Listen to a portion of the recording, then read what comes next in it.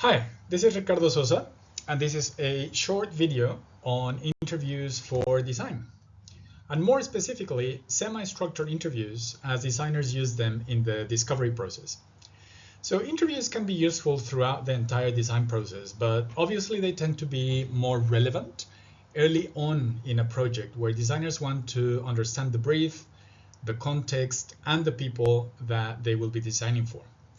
This is important to remember. Interviews in discovery help designers make sense of the initial brief and reinterpret, reframe things before they jump into solution mode, full of assumptions and stereotypes.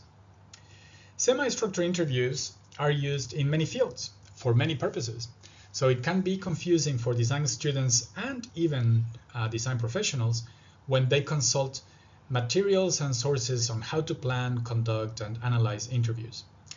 A lot of that material is useful, but that is why this short video exists, to present the main differences and the unique features of the type of interviews that we do in design. So here we go with the top 3 unique features of design interviews. Number 1, intended outcome.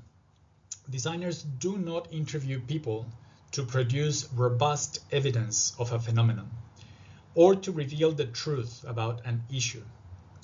That is a key difference between design and social science interviews.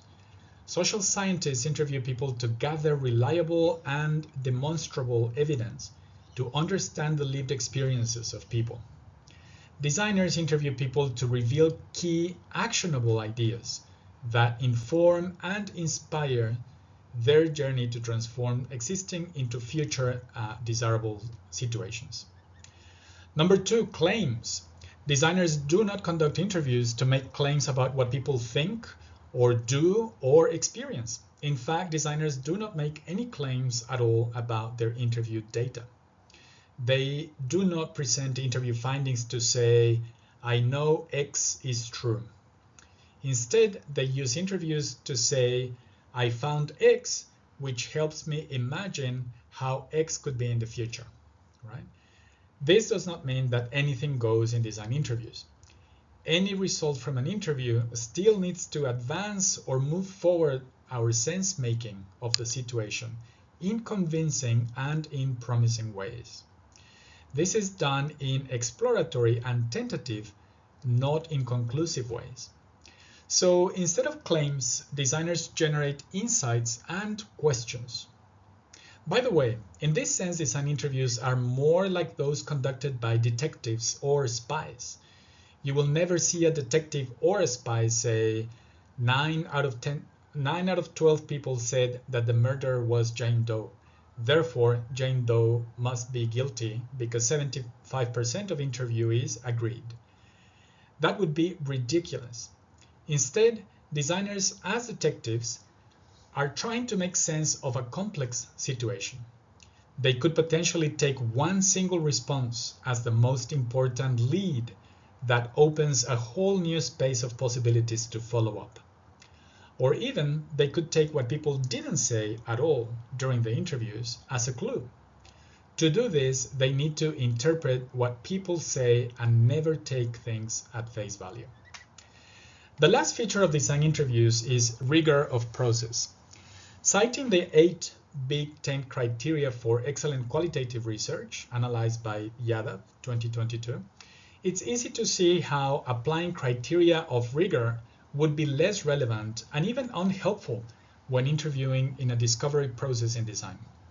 Some of the factors that do not apply or would only partially apply include: Number 1, the way that we frame and justify interview decisions in design is not the same as in social studies. We are more opportunistic and more flexible with that. Number 2, the connection to and from theory is much less important in design because we're not using interviews to develop or to test theory, like in the social sciences. Number 3, transparency. In social studies, there is an expectation for accountability in ways that do not apply in design, where outcome can be and often is more important than process.